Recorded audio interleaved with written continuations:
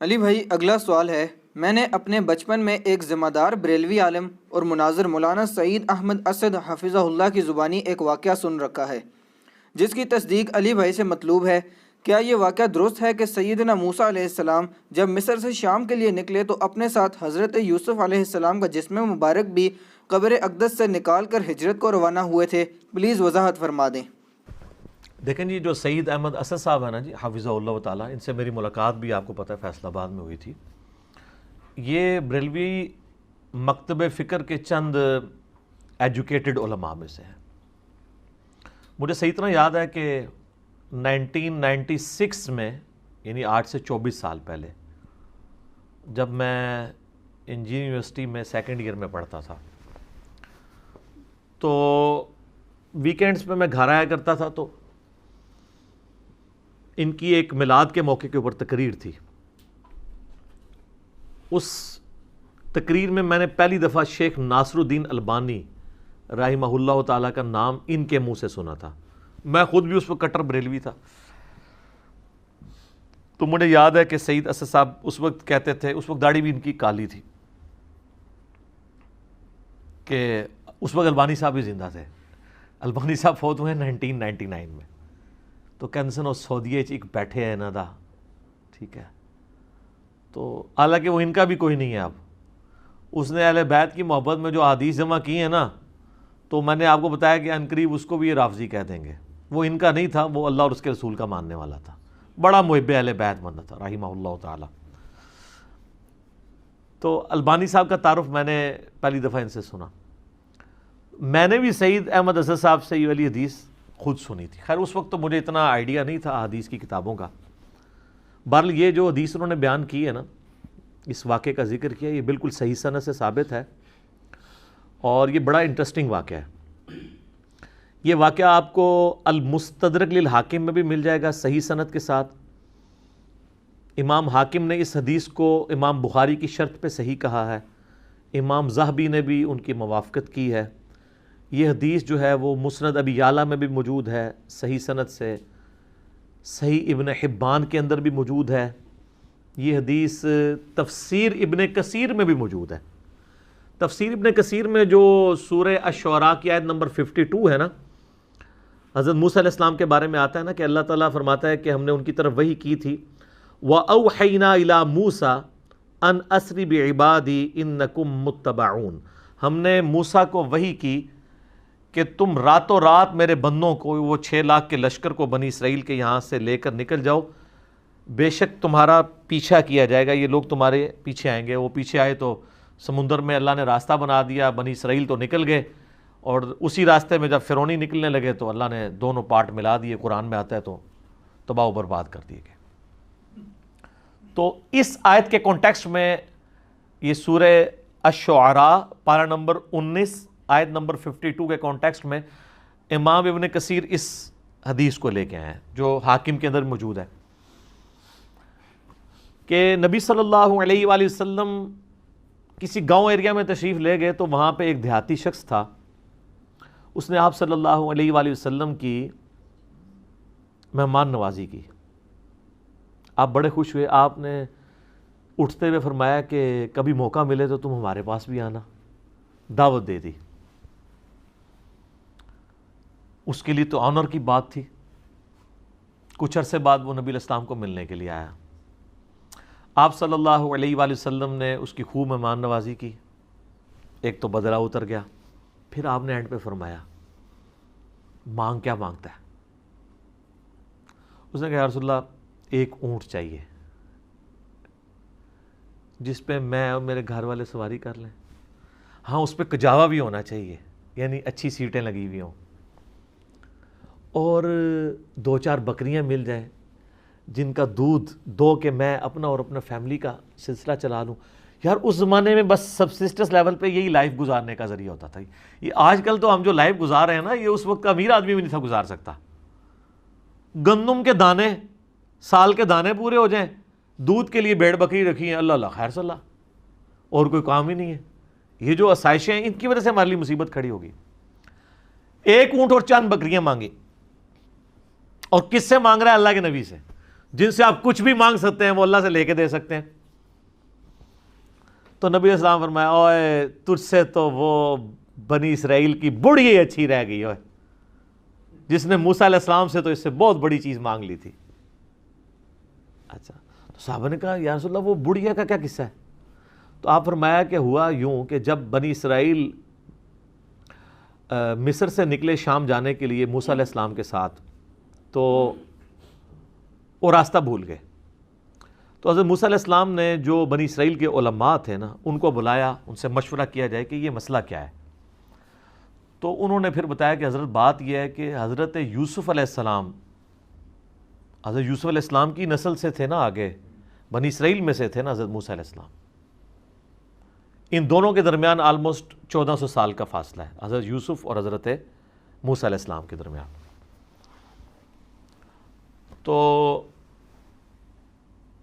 حضرت موسیٰ علیہ السلام کو انہوں نے کہا کہ جب حضرت یوسف علیہ السلام کی موت کا وقت قریب آیا تھا نا, تو انہوں نے بنی اسرائیل سے ایک عہد لیا تھا کہ جب کبھی بھی تم واپس ملک شام گئے نا, کیونکہ اصل ان کا وطن تو شام تھا, وہ تو حضرت یوسف علیہ السلام سورہ یوسف میں آتا ہے نا کہ بکھ کے وہاں تک پہنچے, پھر اللہ نے وہاں ان کو مرتبہ دیا تو بنی اسرائیل وہاں پہ شفٹ ہو گئے. لیکن یاد تو اپنے وطن کی ستاتی تھی, ان کو یہ بھی پتا تھا کہ اللہ نے وحی کے ذریعے بتایا ہوگا کہ الٹیمیٹلی آپ ابراہیمی مسکن کی طرف دوبارہ جائیں گے.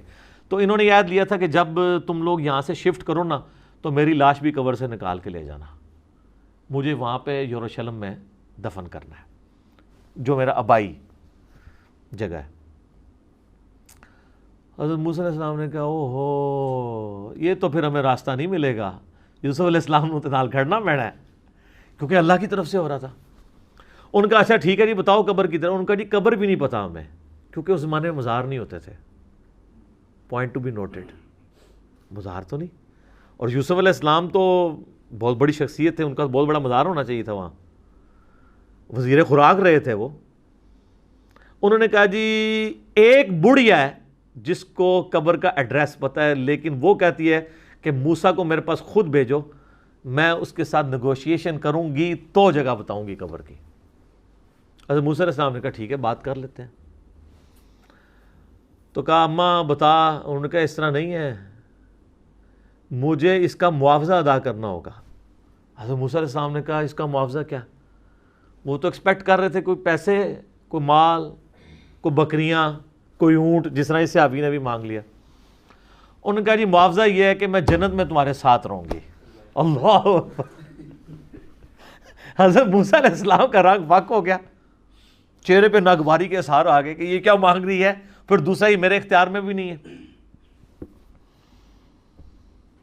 تو حدیث کے الفاظ ہیں اللہ تعالیٰ نے اسی ٹائم حضرت موسیٰ کو وحی کی کہ آپ کمٹمنٹ کر لیں اس کے ساتھ. اوئے ہائے ہائے, دینے والا تو اللہ ہے نا جی. تو موسیٰ علیہ السلام نے کہا ٹھیک ہے. اس لیے حضور نے اس اعرابی کو کہا او یار تجھے تو بڑھیا اچھی رہ گئی, یعنی تو مجھ سے جنت میں میرا پڑوس مانگ لیتا, تو نے مانگی تو دنیا کی چیز مانگی. جس طرح کہ صحیح مسلم میں آتا ہے کہ ایک صحابی تھے ربیہ, نبی علیہ السلام کو وضو کروایا کرتے تھے. ایک دن سمندر رحمت جوش میں آیا, فرمایا سل ربیہ, ربیہ کیا مانگتا ہے؟ وہ بھی تیاری کر کے بیٹھے سے. انہوں نے کہا یا رسول اللہ جنت میں آپ کا پڑوس. ہو سکتا ہے اس واقعے کے بعد یہ ہوا ہو, انہوں نے یہ بات سنی ہوئی ہو, اہم ممکن ہے, یہ میری اسیسمنٹ ہے. تو آپ فرمایا اور بھی کچھ مانگ لیں. ان کا نہیں یا رسول اللہ اس کے بعد تو مجھے کچھ نہیں چاہیے. تو آپ نے فرمایا پھر کثرت سجود سے میری مدد کر, یعنی اللہ کی عبادت کر کثرت کے ساتھ, میری شفاعت بھی تیرے کام آئے گی, الٹیمیٹلی تجھے جنت میں میرا پڑوس مل جائے گا انشاءاللہ تعالی. بلکہ آپ لوگوں کے لیے خوشخبری, بخاری مسلم میں حدیث ہے کہ ایک صحابی ہے, ان کا یا رسول اللہ قیامت کب آئے گی؟ آپ نے فرمایا کہ کوئی قیامت کے لیے تو نے تیاری بھی کی ہے؟ تو اس نے کہا یا رسول اللہ میں تو بس موٹے موٹے دین پہ چلتا ہوں, فرائض پورے کرتا ہوں, کوئی ایکسٹرا نفلی باتیں میرے پاس نہیں ہیں. ہاں میں اللہ اور اس کے رسول سے محبت کرتا ہوں. تو آپ نے فرمایا پھر اللہ اور اس کا رسول تمہارے ساتھ ہوں گے. حضرت انس بن مالک کہتے ہیں کہ اسلام لانے کے بعد رسول اللہ کے کسی فرمان سے ہمیں اتنی خوشی نہیں ہوئی جتنا اس فرمان سے ہوئی کہ جو اللہ اور اس کے رسول کے ساتھ محبت کرتا ہے اللہ اور اس کا رسول قیامت والے دن اس کے ساتھ ہوں گے, یعنی اسے بھی پڑوس مل جائے گا. اور پھر حضرت انس بن مالک کے الفاظ ہیں بخاری مسلم میں، اے اللہ میں اللہ سے، اس کے رسول سے، حضرت ابو بکر عمر سے محبت کرتا ہوں، گو میرے اعمال ابو بکر عمر والے نہیں ہیں، لیکن یا اللہ مجھے بھی اپنا اور اپنے محبوب کا ساتھ قیامت والے دن نصیب فرما، آمین۔ ہم بھی دعا کرتے ہیں کہ گو ہمارے اعمال بھی صحابہ اور اہل بیت والے نہیں ہیں، تب بھی اللہ تعالیٰ محض اپنی رحمت سے، اپنے نبی علیہ السلام کی شفاعت سے ہمیں ان مبارک ہستیوں کا پڑوس قیامت والے دن نصیب فرمائے، آمین ثم آمین۔ اچھا، تو اب وہ بڑھیا نے کہا کہ جی میں آپ کو پتہ بتاتی ہوں۔ اب وہ بڑھیا جناب ان کو ایک تالاب کے اوپر لے آئی۔ حدیث کے الفاظ ہیں وہ تالاب بھی بالکل سبز ہو چکا ہوا تھا، یعنی بہت پرانا تالاب تھا، کوئی اتنا یوز میں بھی نہیں تھا، کوئی سمجھ لیں آج کل جس طرح کیچڑ والا کوئی جوہڑ ہوتا ہے۔ اس نے کہا جی اس پانی اس کا نا تالاب کا باہر نکلوائیں، اس تالاب کو خشک کریں۔ وہ تالاب خشک کیا گیا تو اس کی بیسمنٹ کے اندر اس نے نا ایک جگہ لوکیٹ کی کہ یہاں پہ آپ کھودیں، یہاں پہ ان کی قبر ہے۔ اے دسو کسی لبنی سی اس مانے علم غیب ہی نہیں سی ہوندا، نہیں تو لب جاندہ، ٹھیک ہے۔ بزرگوں کہتے ہیں نا علم غیب ہے، وہ جب تک اللہ نہ بتائے تو پیغمبر کو بھی نہیں پتہ چلتا۔ تو خیر وہ قبر کھودی، اور حدیث کے الفاظ ہیں کہ انہوں نے حضرت یوسف علیہ السلام کا جسد انور نکالا، تو پھر بنی اسرائیل کے لیے جو ہے نا راستہ بالکل واضح ہو گیا، پھر وہ اپنے سفر پہ چل پڑے۔ تو یہ حدیث ہے جس میں حضرت یوسف علیہ السلام کا جسد انور وہاں پہ شفٹ کرنے کی بات ہے۔ لیکن اس حدیث کے اندر ایک اشکال بھی ہے، میں اس کو کلیئر کر دوں۔ اس حدیث میں الفاظ ہیں کہ حضرت موسیٰ علیہ السلام نے کہا وَاسْتَخْرِجُوا عِظَامَ یوسف، یوسف کی ہڈیوں کو یہاں سے نکالو۔ اس کی وجہ سے بعض لوگ یہ کہتے ہیں کہ جی یہ تو حضرت یوسف علیہ السلام کا تو جسم معاذ اللہ سلامت نہیں تھا، وہ تو ہڈیاں شفٹ کی گئی ہیں۔ شیخ البانی رحمہ اللہ تعالیٰ سلسلہ احادیث صحیحہ میں لکھتے ہیں کہ میں بڑا عرصہ پریشان رہا کہ ہمیں تو صحیح احادیث کی روشنی میں یہ بات پتہ ہے، ایون قرآن سے بھی اشارہ ملتا ہے، میں بعد میں بتاتا ہوں آپ کو، کہ انبیاء کے جسموں کو مٹی نہیں کھاتی ہے۔ تو یہ کیسے ہو سکتا ہے کہ یوسف علیہ السلام کے ہڈیوں کا ڈھانچہ وہاں پہ ہو؟ تو کہتے ہیں میرا مسئلہ حل ہوا جب میں نے سنن نبی داؤد میں وہ حدیث پڑھی نا، حضرت تمیم داری نے کہا یا رسول اللہ صلی اللہ علیہ وآلہ وسلم، آپ یعنی کھڑے ہو کے خطبہ دیتے ہیں تو میں آپ کے لیے ایک ممبر نہ تیار کروا دوں جس پہ آپ بیٹھ کے تھوڑی دیر آرام کر لیا کریں۔ تو اس میں پتہ کیا الفاظ ہیں؟ وہ کہتے ہیں یحمل عظامک، اس ممبر پہ آپ اپنی ہڈیاں رکھ سکیں، ہونا تو چاہیے تھا جسم رکھ سکیں۔ تو البانی کہتے ہیں کہ وہ مجھے پتہ چلا کہ یہ عرب کے لوگ محاورتاً یہ لفظ بولتے ہیں، یعنی وہ جسم ہڈیوں کے ایکویلنٹ جسم اور جسم کے لیے ہڈیاں استعمال کرتے ہیں، ٹھیک ہے۔ جیسے ہمارے جسم میں درد ہو تو ہم کیا کہتے ہیں میری ہڈیاں ٹوٹ رہی ہیں، اس کا یہ مطلب نہیں ہوتا کہ فزیکلی کو ہڈیاں ٹوٹ رہی ہیں، جسم میں درد ہے۔ بریانی کھائی ہے تو سینے میں آگ لگی ہوئی ہے، اس سے مراد وہ فائر نہیں ہوتی، یہ محاورتاً۔ تو کہتے ہیں اس سے آدمی یہ بھی کہہ سکتا تھا یا رسول اللہ جس پہ آپ آرام کر سکیں، اس نے لفظ کیوں استعمال کیے کہ یحمل عظامک، آپ کی ہڈیاں، آپ اپنی ہڈیاں اس پہ رکھ سکیں، تو ہڈیاں اپنی کو رکھ سکتا ہے۔ تو اس اشکال کا جواب ہو گیا۔ اب آ جائیں اس آیت کی طرف جو میں نے کہا قرآن میں، وہ سورہ سبا ہے، آیت نمبر 14۔ اعوذ باللہ من الشیطان الرجیم، بسم اللہ الرحمن الرحیم۔ یہ بڑا مشہور واقعہ ہے، حضرت سلیمان بن داود علیہ السلام، آپ کو پتہ ہے جب یہ فوت ہو گئے تو یہ ہیکل سلیمانی تعمیر کروا رہے تھے، تو ایک عصا کے سہارے یہ کھڑے رہے، اس کا ذکر ہے۔ فلما قضینا علیہ الموت، جب ہم نے ان پر موت وارد کر دی، ما دلہم علی موتہ الا دابۃ الارض تأکل من سأتہ، تو ان کی موت کی خبر نہیں دی مگر اس زمین کے کیڑے نے جو ان کے عصا کو کھا گیا۔ اب وہ عصا کے سہارے ظاہر کرسی بھی بیٹھے ہوں گے، یوں کر کے سہارا لیا ہوا ہوگا، جس سے فیل یہ ہو رہا تھا کہ وہ زندہ ہی ہیں، لیکن کسی جن کی یہ بھی جرت نہیں ہوئی ہے کہ روب اتنا تھا کہ کسی کی یہ بھی نہیں ضرورت ہوئی کہ کہیں فوت ہی نہ ہو گئے ہوں کہ اٹھ کے نماز بھی نہیں پڑھ رہے، کتنے دنوں سے جسم اسی طریقے سے ہے، اتنی بھی ان کی ضرورت نہیں تھی، ڈرتے تھے۔ فلما خر، جب ان کا جسم نیچے آیا، یعنی کیا ہوا کہ وہ دیمک جو ہے نا اس کو چاٹ گئی۔ تو سر دیمک ایک دن میں نہیں چاٹتی، یہ مہینوں کی گیم ہے کہ وہ عصا کو دیمک کھاتی رہی جب تک وہ ہیکل سلیمانی تعمیر نہیں ہو گیا، ٹیمپل آف سلیمان۔ تو قرآن کہہ رہا ہے کہ حضرت سلیمان علیہ السلام اس کے سارے پہ رہے، تو اس کا مطلب ان کا جسم بھی سلامت، فریشنس بھی سلامت، آنکھوں کی چمک بھی سلامت، سب کچھ۔ ادروائز تو ان کو شک پڑ جاتا، اور اللہ نے اس چیز کا ذکر کیا ہے کہ یہ اللہ نے کیوں کروایا ہے۔ اللہ کہتا ہے جیسے ہی وہ ان کا جسم نیچے آیا، اب یہاں ہونا چاہیے تھا جسم نیچے آیا تو فرشتوں نے تھام لیا، نہیں سر انج نہیں ہوا، زمین تے ہی آیا، کوئی گستاخی نہیں ہوگی، بے ادبی نہیں ہوگی۔ تبینت الجن ان لو کانوا یعلمون الغیب، اس سے جنوں کے اوپر یہ حقیقت کھل گئی کہ اگر وہ غیب کا علم جانتے ہوتے، ما لبثوا فی العذاب المہین، تو اتنے بڑے عذاب کو نہ وہ کاٹتے کہ کتنے مہینوں سے وہ حضرت سلمان کے ڈر کی وجہ سے اتنے بڑے بڑے پتھر اٹھا کے ہیکل سلیمانی تعمیر کر رہے تھے، اگر ان کو پتہ چلتا کہ 8-9 مہینے تو یہی کام ہو رہا ہے۔ جیسے میں نے آپ کو بتایا نا، آج کل تو آپ سی سی ٹی وی کیمرہ ویسے ہی لگا دینا، چاہے اس کا کنیکشن بھی پیچھے نہ ہو، اور 3-4 آپ گھر کے باہر لگا دیں تو کوئی جناب اس طرف جاتا بھی نہیں ہے، ان کو ڈر لگا رہتا ہے یار یہ تو نظر آ جائیں گے ہم۔ تو اللہ تعالیٰ فرمایا کہ علم غیب اگر جنوں کو ہوتا نا تو ان کو کیوں نہیں پتہ چل گیا کہ یہ فوت ہو گئے۔ تو علم غیب والا عقیدہ اللہ تعالیٰ نے بڑا قرآن میں کلیئر کیا ہوا ہے، آپ نے نہیں ماننا تو نہ مانے، ایک علیحدہ بات ہے۔ جنات سے جتنی بھی خبریں کائنوں تک پہنچتی ہیں نا، وہ قرآن حکیم میں بھی آیا ہے، بخاری مسلم میں اس کی ڈیٹیل موجود ہے، وہ فرشتوں کی ڈسکشن کے ساتھ کچھ باتیں اچک لیتے ہیں تو وہ چلی جاتی ہیں، باقی بخاری مسلم کے الفاظ ہیں، وہ 100 باتیں اس میں اور ملا کے کائنوں کے دماغ میں ڈالتے ہیں اور وہ آگے پھیلا دیتے ہیں۔ باقی جو پاسٹ ٹینس کا واقعہ اگر کوئی جن بتا دیتا ہے نا تو وہ غیب کی بات نہیں ہے، کیونکہ پاسٹ ٹینس میں جو چیز ہو چکی وہ تو علم میں آ گئی نہیں۔ یعنی اگر میں کہوں کہ ذوالفقار علی بھٹو پھانسی چڑھ چکے ہیں تو میرے زمانے میں تو نہیں چڑھے، میری پیدائش سے وہ پہلے چڑھے ہوئے پھانسی،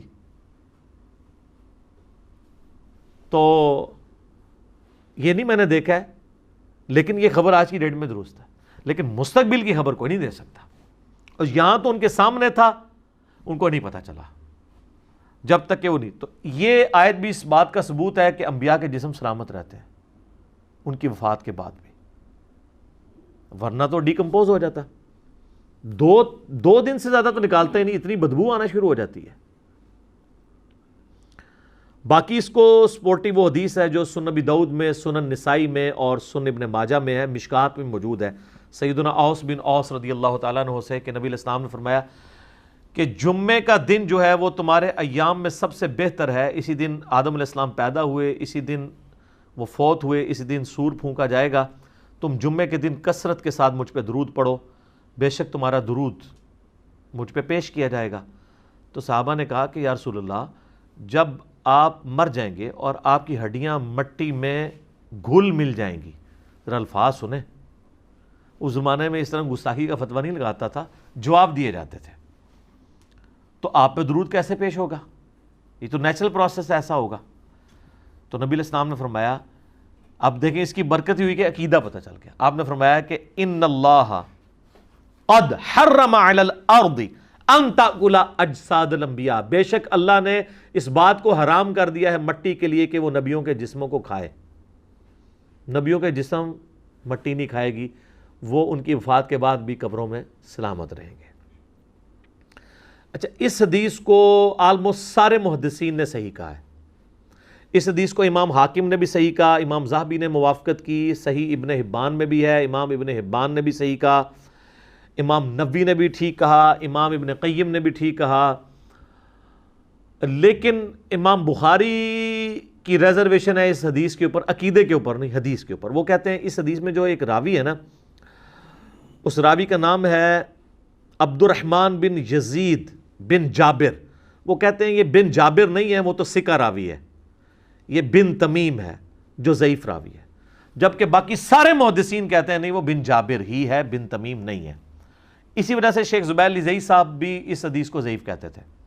تو ہم نے پہلے بھی کلیریفائی کیا کہ ان کا یہ حکم لگانے میں غلطی ہے. اس حدیث کو البانی بھی، شعیب آرنوت بھی، ایون خود شیخ زبیر صاحب کے شاگرد غلام مصطفیٰ ظہیر صاحب نے امام نسائی کی کتاب وفات النبی کا ترجمہ کیا، انہوں نے بھی کہا کہ یہ حدیث ٹھیک ہے.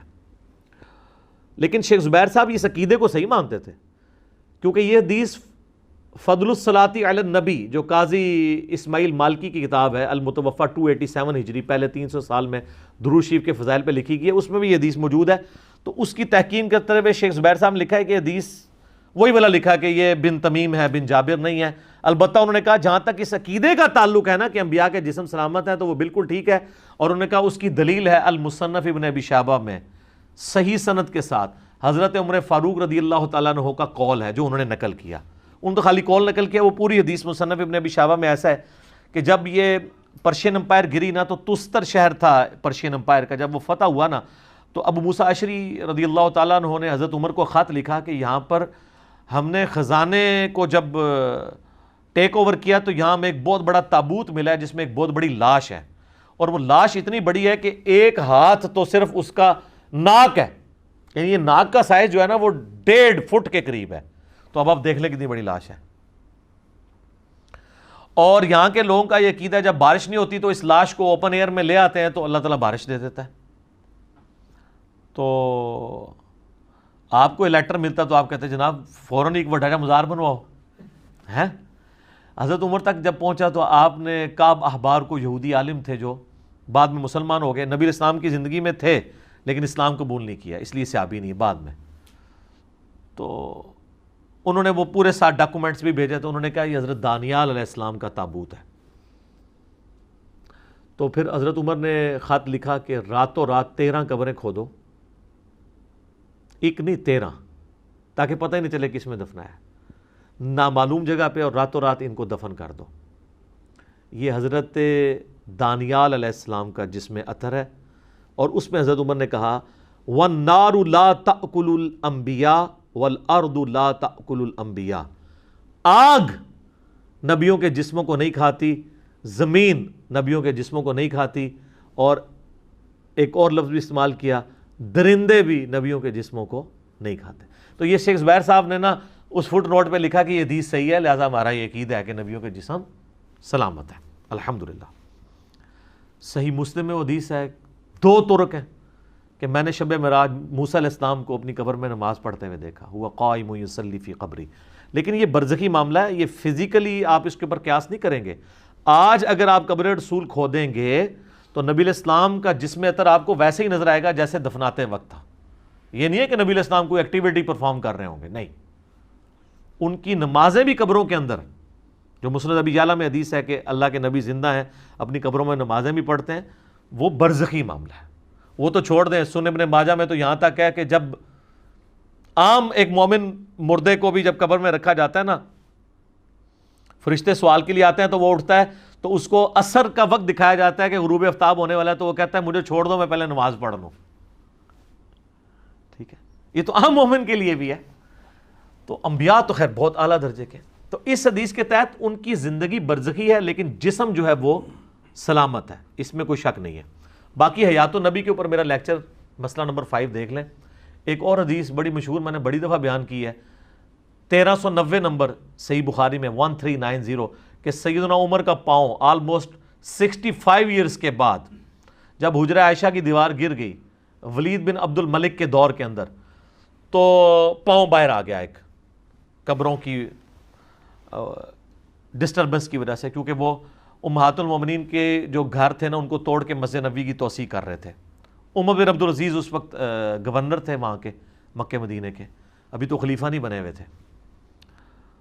تو جب پاؤں نکلا تو لوگ پریشان ہو گئے کہ نبی علیہ السلام کا پاؤں مبارک باہر آ گیا. یہ بخاری کے الفاظ ہیں. اس کا مطلب ہے کہ تو بخاری میں ہی موجود ہے کہ لوگوں کا یہ عقیدہ تھا کہ نبی علیہ السلام کا جسم مبارک اس طریقے سے. تو حضرت عروہ ابن زبیر کو، جو حضرت عائشہ کے بھانجے تھے، عبداللہ ابن زبیر صحابی کے چھوٹے بھائی اور اشرم بشرا حضرت زبیر کے بیٹے، لیکن تابعی ہیں یہ، ان کو بلایا گیا کیونکہ وہ حضرت عائشہ کے بھانجے تھے، حجرہ عائشہ میں جاتے رہتے تھے، تو ان کو قبروں کی لوکیشن پتہ تھی. انہوں نے جب دیکھا نا تو انہوں نے کہا یہ تو حضرت عمر کا پاؤں ہے، یہ نبی علیہ السلام کا پاؤں نہیں ہے. اچھا، اس میں کہیں نہیں لکھا کہ وہ پاؤں جب نکلا ایسے تو وہ حضرت عمر نے وہ پاؤں واپس اندر کھینچ لیا. اگر وہ دنیاوی زندگی ہوتی تو جب اتنے لوگ پاؤں پہ شور مچا رہے ہیں، مطلب آپ کا اگر پاؤں ایسا باہر نکلا ہوا ہو کسی جگہ سے اور لوگ اتنا جمگھٹا بنایا ہوا کہ یار یہ پاؤں تو آپ بھی اندر کر لیں گے نا، اگر آپ کسی ایسی جگہ پہ ہیں کہ آپ کا پاؤں ایکسپوز ہو رہا ہے، تو وہ مطلب دنیاوی زندگی تو ہے نہیں، آخرت کی زندگی ہے. تو وہ انہوں نے دوبارہ سے ان کو دفن کر دیا. یہ اس بات کا ثبوت ہے کہ انبیاء کے علاوہ بھی اللہ تعالیٰ جس کے لیے چاہیے یہ کر سکتا ہے، لیکن یہ جنرل رول نہیں ہے. یہ جو جنرل رول ہے نا وہ نعت میں ہی ہے، محمد کے غلاموں کا کفن میلا نہیں ہوتا. اس طرح کرنا کچھ بھی نہیں ہونا بھائی، ٹھیک ہے. کتنے صحابہ کو رومن امپائر کی بیٹل فیلڈز میں آگ کے کڑاہوں میں، تیل کے کڑاہوں میں جلایا گیا ہے. حضرت حمزہ ابن عبد المطلب کا مسلح کیا گیا ہے غزوہ احد میں. اس طرح نہیں ہوتا. اور کسی کی اگر جسم کی حفاظت نہ ہو اس کا یہ مطلب نہیں کہ وہ بزرگ نہیں ہے، وہ اللہ کی مرضی کی اس کی حفاظت کروانی ہے. سیدنا ابوبکر صدیق کے بارے میں 1387 نمبر حدیث ہے صحیح بخاری کے اندر. انہوں نے تو اوورال امت کو عقیدہ دے دیا ہے. اما عائشہ کو بلایا، اس پہ امام بخاری نے باب باندھا ہے سوموار کے دن کی موت کی فضیلت، کیونکہ نبی علیہ السلام سوموار کو فوت ہوئے تھے. امام بخاری نے باب باندھ کے حدیث لی ہے 1387 صحیح بخاری میں. اما عائشہ سلام اللہ علیہا کو بلایا حضرت ابوبکر نے نزع کے عالم میں، کہا کہ بیٹا نبی علیہ السلام کو کتنے کفن میں دفن کیا گیا تھا؟ انہوں نے کہا 3 کپڑوں کے اندر. تو انہوں نے بھی اپنے پرانے کپڑے کہا کہ یہ والے میرے کپڑے دھو کے نا مجھے انہی کپڑوں میں کفن دینا ہے، میرے لیے علیحدہ کفن نہ منگوانا. پھر پوچھا کہ بیٹا یہ بتاؤ کہ نبی علیہ السلام کی ڈیتھ کس دن ہوئی تھی؟ ان کا منڈے کے دن. تو انہوں نے کہا میں بھی اللہ سے امید کرتا ہوں کہ ابھی تو منڈے کا دن باقی ہے، تو رات تک میری بھی ڈیتھ ہو جائے گی. اس پہ امام بخاری نے باب باندھا ہے منڈے کے دن مرنے کی فضیلت. لیکن سر حضرت ابوبکر کو یہ فضیلت نہیں ملی. حدیث کے الفاظ ہیں کہ وہ رات میں جا کے منگل کی رات کو فوت ہوئے. ظاہر ہے منڈے کا جب دن ختم ہوگا تو منگل کی رات فوت ہو جائے گی. منگل کی رات میں فوت ہوئے اور منگل کی فجر سے پہلے ان کو راتوں رات دفنا دیا گیا. اچھا حضرت ابوبکر کا بھی اسیسمنٹ غلط نکلی کہ میں منڈے کے دن فوت ہوں گا اور فضیلت بھی نہیں ملی. تو اس میں میرا کلپ بھی تھا حضرت ابوبکر کا علم غیب، تاکہ پتہ چل جائے کہ امت کا سب تو بڑا ولی جڑا ہے.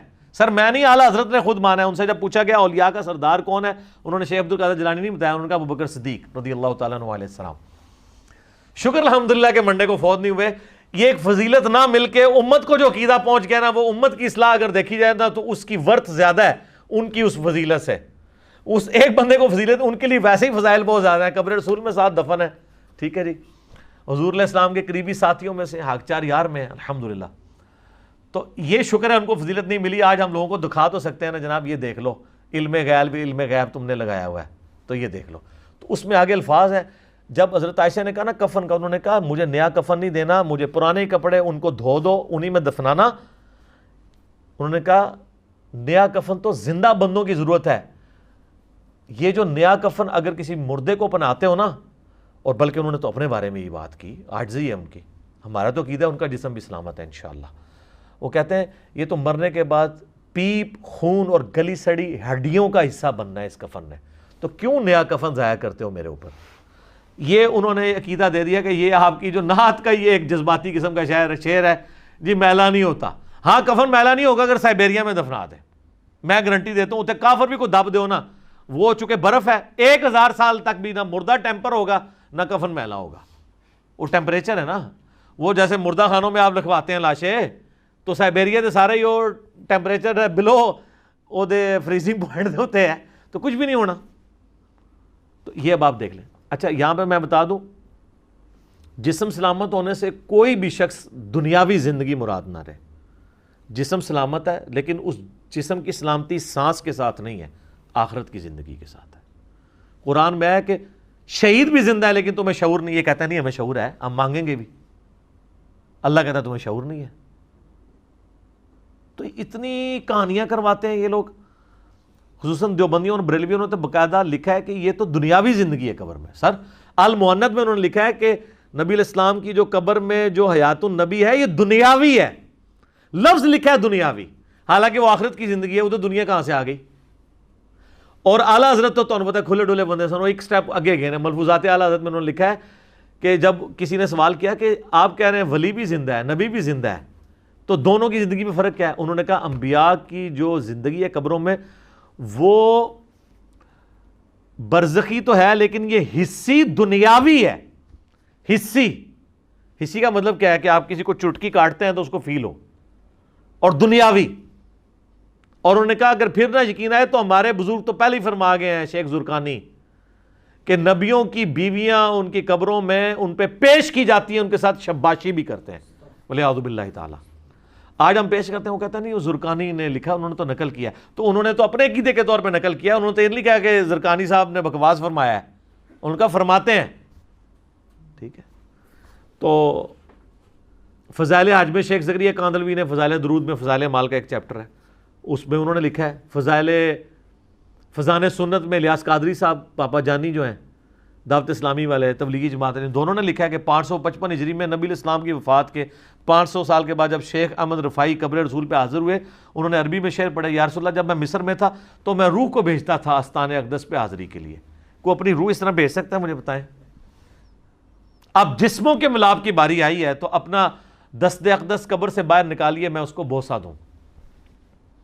تو کہتے ہیں 90,000 لوگوں کی موجودگی میں ہاتھ مبارک باہر نکلا اور شیخ احمد رفاعی نے بوسہ دیا، اور ان میں شیخ عبد القادر جیلانی کا نام نامی بھی ذکر کیا جاتا ہے کہ وہ بھی یہ منظر دیکھ رہے تھے.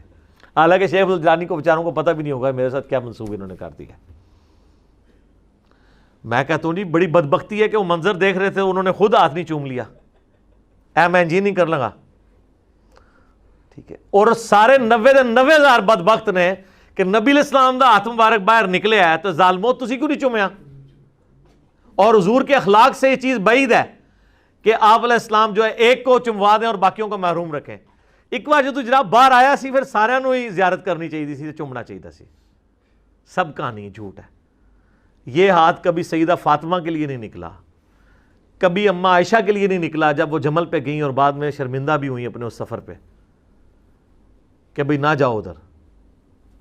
کبھی حضرت عمر کے لیے نہیں نکلا.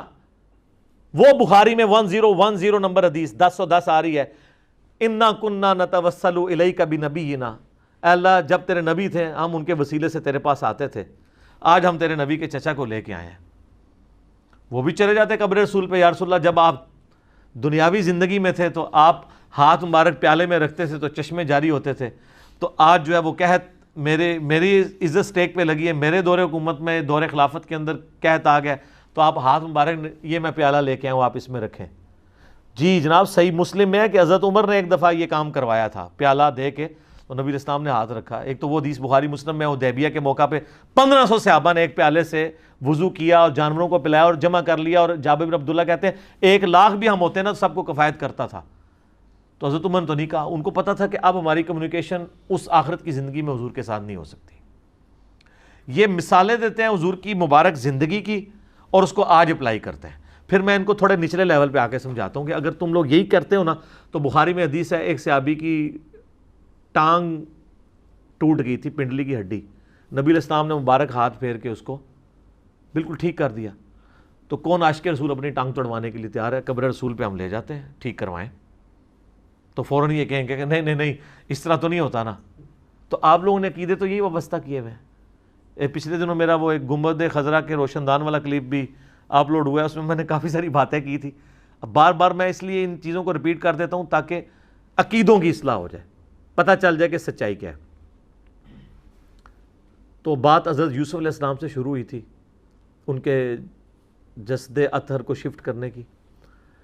میں یہاں پہ موقع غنیمت جان کے آپ کو بتاؤں کہ ایران والوں نے ایک حضرت یوسف علیہ السلام کے اوپر نا 40 اقساط پہ ایک ڈرامہ سیریل بنائی ہے. وہ پورے کا پورا سورہ یوسف والا واقعہ اس کو بڑے کمال انداز میں. یہ فلموں کے مشورے میں ان کو دے رہا ہوں جو آلریڈی فلمیں دیکھنے والے ہیں. میں یہ علماء کرام کو نہیں مشورہ دے رہا کہ آپ فلمیں دیکھیں. کم از کم آپ کو تھوڑی ہسٹری کا پتہ چلے. اصحاب کہف پہ بھی ہے، اردو ڈبنگ کے ساتھ آ چکی ہے، انگلش ڈبنگ میں بھی ہے، عربی ڈبنگ میں بھی ہے. اور معذرت کے ساتھ علماء سے ہم نے اپنی ویب سائٹ ahlsunnatpahar.com پہ ویڈیو لیکچرز والے پورشن میں جو آخری حصہ ہے نا اسلامک موویز اینڈ ڈاکومنٹریز، اس میں بھی اس کی HD ریکارڈنگ والے لنک ڈال دیے ہیں. آپ ڈاؤن لوڈ بھی فری کر سکتے ہیں، کوئی پیسے نہیں، کوئی چندہ بک نہیں.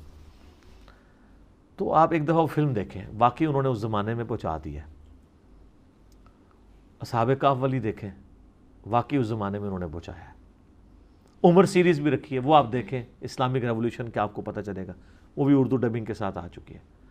تو یہ میں صرف ایک انفارمیشن کے طور پہ تعارف کروا رہا ہوتا ہوں، چونکہ ہم نے ایک جنرل سٹور یہاں پہ دعوت کے حوالے سے فری کھولا ہوا ہے، تو ہر طبقے کے لوگ آتے ہیں۔ جو لوگ ہالی ووڈ کی فلمیں دیکھتے ہیں ہم ان کو کہتے ہیں چلو یار ایک دفعہ یہ بھی دیکھ لو، بعض اوقات لوگ اس طرف آ جاتے ہیں۔ یعنی میں آپ کو پرسنل بتاؤں کہ میں نے جب وہ اشفاق صاحب کا ڈرامہ دیکھا نا، من چلے کا سودا، تو وہ اس نے میری زندگی کے اوپر بہت اثر چھوڑا فکر آخرت کے حوالے سے۔ اور اس کے بعد میں نے اصحاب کہف والی جب مووی دیکھی 2007-8 کے اندر، تو اس نے بھی کافی اثر چھوڑا، دنیا سے زہد دلانے والی چیز ہے۔ تو آپ ان لوگوں کو کم از کم ضرور مشورہ دیں کہ جو فلمیں دیکھنے کے شوقین ہیں، کہ اگر انہوں نے دینی ہے تو ایک دفعہ یہ دیکھ لیں۔ ویسے تو اب اس سے بھی آگے بات جا چکی ہے، ہماری ویڈیو کے نیچے کئی لوگوں نے کمنٹس کیے ہوتے ہیں کہ پہلے ہم روزانہ فلم دیکھ کے سوتے تھے، اب ہم مجلس دیکھ کے سوتے ہیں اور بوریت نہیں ہوتی۔ کیونکہ بوریت اس لیے نہیں ہوتی ہے کہ وہ بات نہیں سن رہے ہوتے ہیں جو انہوں نے پہلے نہیں سنی ہوتی، اور آلموسٹ ہر وہ ایسی بات سن رہے ہوتے ہیں جس کے الٹ ان کا آلریڈی عقیدہ ہوتا ہے، تو بندے کا دماغ بھی کھلتا ہے۔ کیا کہ مرنے سے پہلے ہے مسلمان، کر لے اس پہ غور، کتابوں کا خدا اور ہے، بابوں کا خدا اور، کہنے کو تو دین سب کا اسلام ہے، لیکن کتابوں کا جہاں اور ہے، بابوں کا جہاں اور آخر میں بس عاجزانہ طور پہ